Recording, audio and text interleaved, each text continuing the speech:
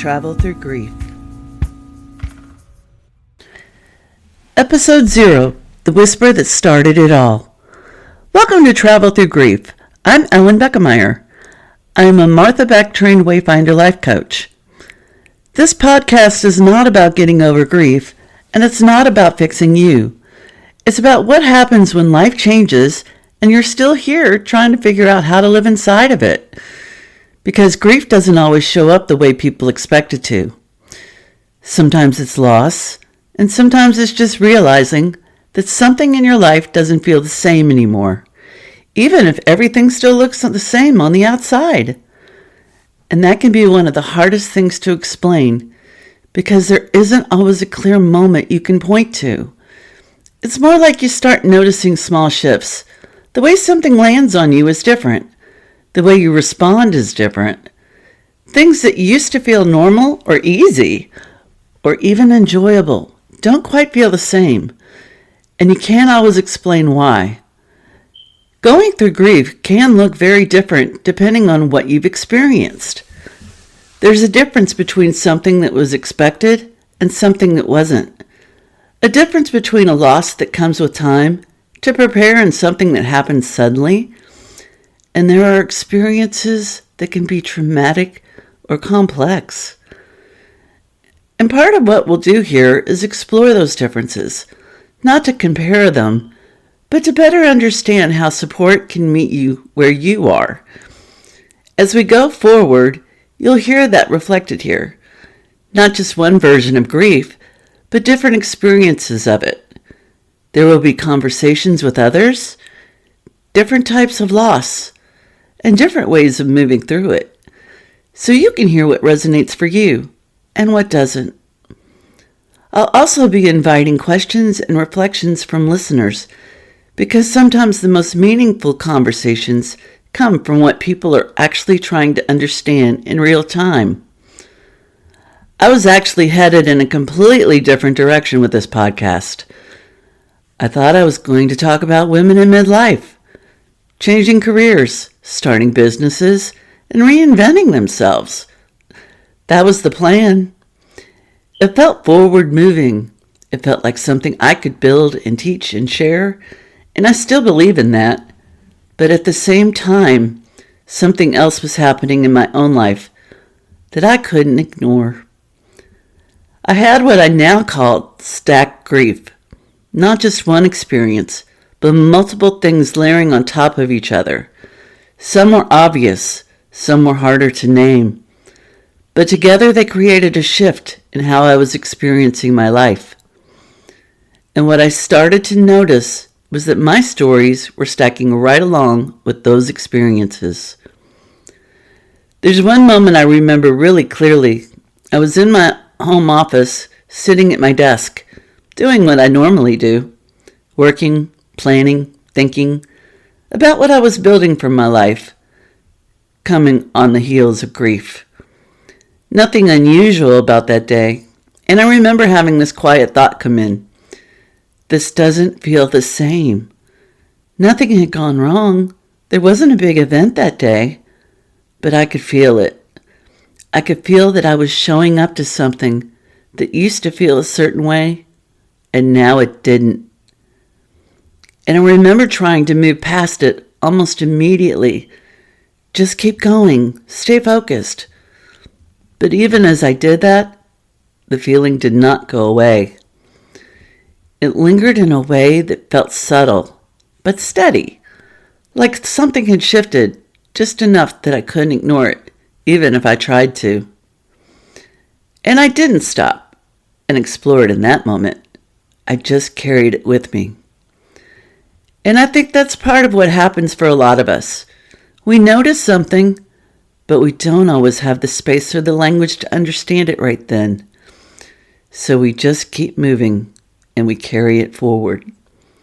I was still functioning, still showing up, still thinking about what I wanted to create and how I wanted to move forward. But underneath that, there was this awareness that things were different. Not in a dramatic way, but in a quieter, more constant one. It was like I was living in the same life, but experiencing it differently. What made it more complicated was that I didn't immediately call it grief. I didn't label it. I just knew something had shifted, and I didn't have a clear way to work with that. That's where this whisper started to show up. Not as a plan or a clear direction, but as a quiet awareness that something wasn't the same, and that I needed to pay attention. There's another moment that does come to mind. It was the Kentucky Derby. Now, if you're from Louisville, you know what that means. The energy, the tradition, the people, and as you get to know me, the hats. It's something you don't just attend, you feel it. From thunder over Louisville to the day itself. 2 weeks of a city coming together. And here I was, there in this moment, part of it, doing what I've always done. But internally, it felt different. I remember looking around and almost trying to match what I was feeling to what I had always felt before. Trying to find that same connection, that same energy. And it wasn't that it was completely gone. It just wasn't the same. And that's a hard thing to name, because nothing is obviously wrong, but something is clearly different.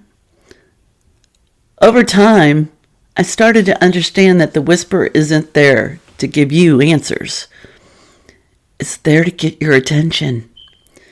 It's there to let you know that something has shifted and that you may need a different way of moving inside your life.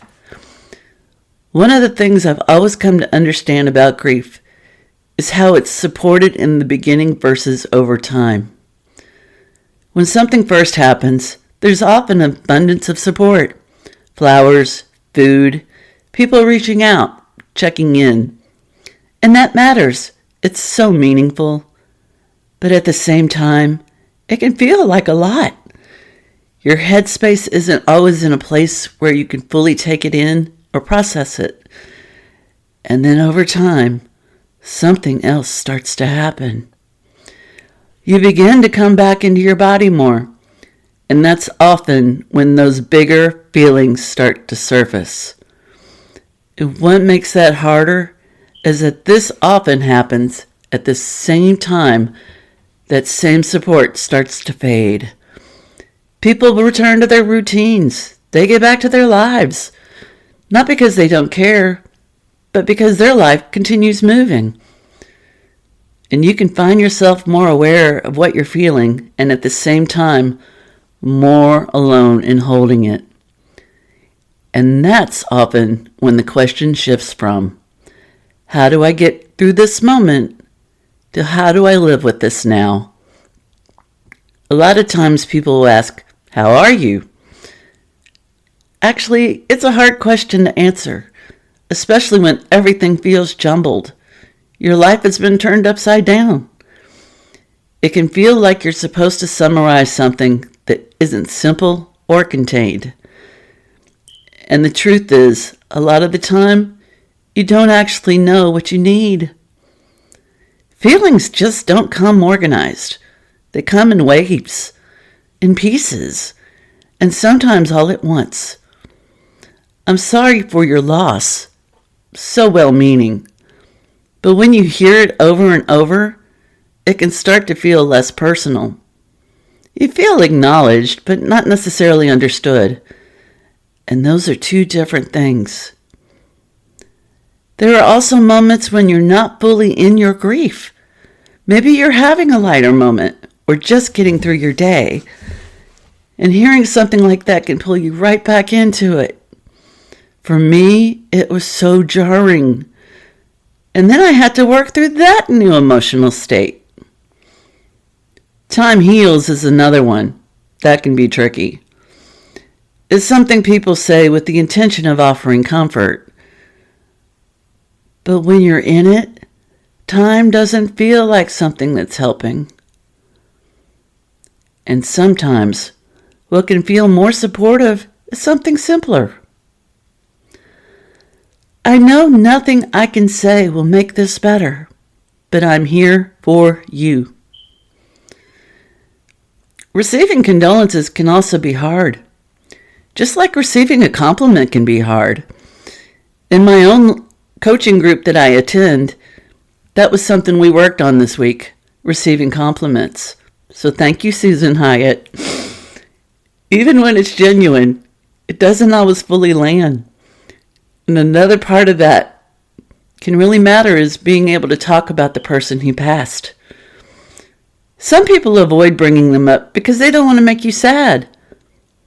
But for those of us grieving, being able to say their name or share a memory, that feels grounding. It keeps them included in your life in a way that makes sense for where you are. It's not about moving away from them. It's about learning how to include them differently. Sometimes support isn't about words at all. It's about practical things. Maybe doing laundry for them, helping with dishes, picking up the kids, cooking them a meal when it's months later, or creating space so you don't have to hold everything at once. Because when you're grieving, your body often takes a back seat. You might not be drinking enough water. You're not sleeping well. I know I didn't. And getting outside, even just for a walk or going to the gym, can help you reconnect in a small way, get you out of the house. For a lot of people, this is the moment where something starts to shift. Not in a big dramatic way, but in a quieter one. This is how it's been feeling, and I need something different. And it doesn't usually come as a fully formed thought. It's more like a quiet awareness that what you've been doing isn't quite meeting what you need anymore. That's what Travel Through Grief is meant to be. It's both a community and a space. A place where you can sit in your experience long enough to understand it. One of the things that becomes clearer over time is that life doesn't go back to what it was before. Instead, a new normal begins to take shape. One that includes what you've been through. And that can take time to understand. A lot of time. And a lot of starts and fails. A lot of ebbs and flows. Because it's not something you arrive at all at once. It forms gradually. I also want to take a moment to be clear about something as we begin. The work I do here is coaching. It's mentoring. It's even cheerleading you. This is a space for reflection, a movement forward, but it's not therapy. So if you're navigating something that requires that level of support, it's important to reach out to a licensed professional. And that's where this begins. That's where this really begins. Not with having all the answers, but with being willing to notice what's true for you right now. If you're here and something in this feels familiar, then you're already in that place of awareness. And from here, there will be ways to take the next step when you're ready. I'm creating a guided experience called Finding Your Way Again. It'll be a 5-day workshop that is going to happen in a couple weeks. I'll be posting more about that later this week. And I'll share more about that as it comes together. For now, just stay here.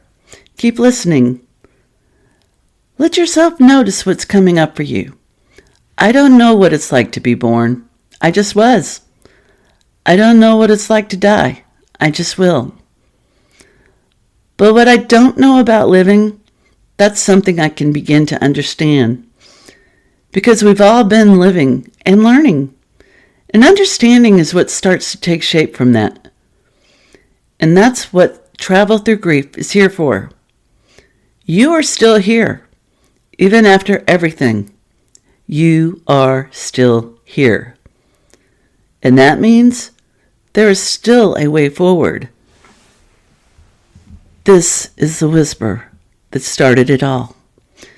This is the moment when you take a step onto that bridge. And this is the moment your compass, you choose a direction. So I hope you'll join me as we move forward with Travel Through Grief. I'm Ellen Beckemeyer, and thanks for being here.